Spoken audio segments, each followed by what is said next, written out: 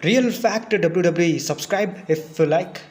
तो happy independence day and welcome to SmackDown review. तो show की स्टार्टिंग में आज हमें देखने को मिला था बिग ई वर्सेस मॉरिसन का मैच होने वाला था, पर लेकिन इस मैच की स्टार्टिंग में ही आ जाते हैं रेट्रिब्यूशन और वो अटैक कर देते हैं बहुत ही बुरी तरीके से। बिग ई और जॉन मॉरिसन के ऊपर अटैक हो गया, बेचारे बहुत अच्छे से दोनों लोग पिटे।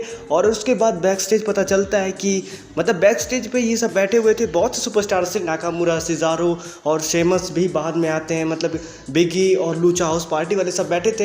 हालांकि मिस बताते हैं मॉरिसन को कि यार मेरी वाइफ का फ़ोन आ गया था, इसीलिए मैं उनसे बात कर रहा था, इसीलिए मैं तुमको बचाने नहीं आया, नहीं तो मैं आ गया होता। और फिर उसके बाद मॉरिसन भी सुन रहे थे, हाँ भाई सही बात बोल रहे हो। बल्कि मैं पूरा सेगमेंट देख रहा था और उसमें मैंने देखा कि सिजारो का रिएक्शन, भाई मतलब पता नहीं कौन सी मुस्कुराहट आ रही है सिजारो को, बहुत ही खुश थे सिजारो, ये जानते हुए कि सिजारो हील है, पर फिर भी सिजारो ये सब देखकर मुस्कुरा रहे थे।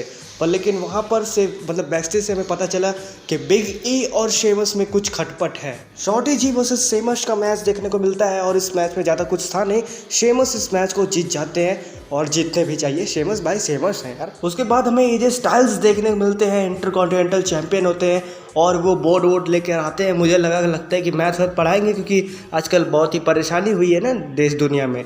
तो लेकिन ऐसा नहीं था यार, वो बोलते हैं हु इज़ नेक्स्ट।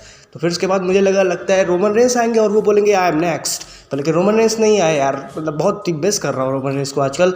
उसके बाद आते हैं जेफ हार्डी और वो बोलते हैं कि भाई यार अपोनेंट बन जाओ मेरे, मतलब कि तुम भी बहुत अच्छे आदमी हो, मैं भी अच्छा आदमी हूँ। पर लेकिन ये जो स्टाइल्स बोलते हैं नहीं मैं तुमको बहुत रिस्पेक्ट करता हूँ, पर लेकिन तुम मेरे अपोनेंट नहीं हो सकते क्योंकि तुम डिज़र्व नहीं करते हो। पर लेकिन जेफ हार्डी भी कम नहीं थे और वो अटैक कर देते हैं जे स्टाइल्स के ऊपर और बहुत ही बढ़िया तरीके से अटैक करते हैं, जिसकी वजह से नेक्स्ट वीक ये मैच होने वाला है Jeff Hardy versus AJ Styles का। अब यार जिस हिसाब से जेफ हार्डी आए थे, एंट्रेंस उनकी हुई थी, मैं बहुत ही खुश हो गया था। मुझे लगा समर स्लैम में ये मैच होगा और ये मैच समर स्लैम में होना चाहिए यार। नेक्स्ट वीक कर रहे हो, उसमें अब ये लोग कॉमर्शियल ऐड डालेंगे, मतलब मज़ा नहीं आएगा। जेफ हार्डी वर्सेस शेमस यार 5 स्टार मैच है यार, ये समर स्लैम में होना चाहिए, नेक्स्ट वीक कराएंगे यार, मज़ा नहीं आएगा। ग्रैंड मेटालिक वर्सेस नाकामुरा का मैच देखने को मिलता है। अगर ये मैच 3 साल पहले होता तो मैं बहुत ही अच्छे तरीके से इस मैच को एंजॉय करता, पर लेकिन अब मुझे इसमें ज़्यादा इंटरेस्ट था नहीं। और इसमें आ जाते हैं लूचा हाउस पार्टी के तीसरे मेंबर। मुझे समझ नहीं आता यार लूचा हाउस पार्टी कितने हैं, 3 हैं शायद, और ये शायद तीसरा मेंबर आया था कि दूसरा आया था वो भी समझ में नहीं आया। और इस मैच में यार मतलब नाकामुरा हार जाते हैं, देखकर बुरा लग रहा था, बेचारे नाकामुरा हार जाते हैं। जॉन मॉरिसन वर्सेस बिगी का एक और बार मैच होता है और इस मैच में मिस भी आते हैं, थोड़ा डिस्ट्रैक्ट करने के लिए कमेंट्री पे बैठे रहते हैं। और पर लेकिन एक बार फिर से लाइट ऑफ होने लगती है तो सबको लगा कि आ गए बेचारे, मतलब बेचारे कौन, रेट्रिब्यूशन वाले आ गए, पर लेकिन वो नहीं आते हैं। तो फिर उसके बाद हमें पता चलता है कि सब सुपरस्टार आ चुके होते हैं रिंग में, मतलब कि सब लोग घेर चुके होते हैं मॉरिसन और बिगी को कि अगर रेट्रिब्यूशन आएंगे तो ये लोग बचा लेंगे। पर लेकिन रेट्रिब्यूशन वाले भी चालाक होते हैं, वो बैक स्टेज अटैक कर देते हैं। रेट्रिब्यूशन ने सब लोगों के ऊपर अटैक किया बैक स्टेज, और फिर उसके बाद बैक स्टेज जितने रेफरीज थे सब पर अटैक हुआ और फिर जितने सुपरस्टार होते हैं सब वो बैक स्टेज चले जाते हैं रेट्रिब्यूशन पर अटैक करने के लिए।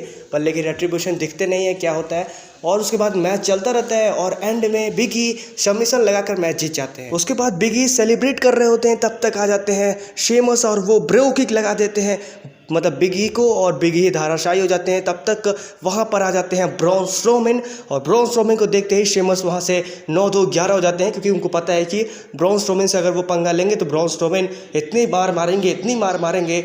और ब्रॉन स्ट्रोमैन आज बहुत ही गंदा लग रहे थे, मतलब गंजे होकर आए थे तो बहुत ही अजीब लग रहे थे आज ब्रॉन स्ट्रोमैन। और ब्रॉन स्ट्रोमैन मतलब कि आते हैं, तब तक एलेक्सा ब्लिस भी आती हैं और वो बोलती हैं कि क्या यार ब्रॉन स्ट्रोमैन तुम यार धोखेबाज निकले, तुम ऐसा काम नहीं कर सकते। तो ब्रॉन स्ट्रोमैन बोलते हैं भाग जाओ यहाँ से, नहीं तो फिर उसके बाद तुमको बता दूंगा तो मैं क्या हूँ। तो मतलब वो फील्ड को चाहते हैं, ब्रॉन स्ट्रोमैन बोलते हैं कि मुझे कोई नहीं चाहिए, पर लेकिन मुझे फील्ड चाहिए। तो फील्ड को वो चाहते हैं, पर लेकिन फील्ड आते नहीं हैं। तो मतलब फिर से एलेक्सा ब्लिस को गुस्सा आता है और वो स्लैप पे स्लैप लगा देती हैं ब्रॉन स्ट्रोमैन को, और उसके बाद ब्रॉन स्ट्रोमैन को आता है गुस्सा और वो उठा देते हैं एकदम, मुझे लगा पावर स्लैम लगेगा या फिर वो फेंक देंगे। तब तक फील्ड की एंट्रेंस होती है, मतलब कि फील्ड वो अटैक करने वाली जो म्यूज़िक होती है वो होने लगता है, स्टार्ट होने लगता है, पर लेकिन ब्रॉन स्ट्रोमैन रुकते नहीं हैं और वो फेंक देते हैं एलेक्सा ब्लिस को।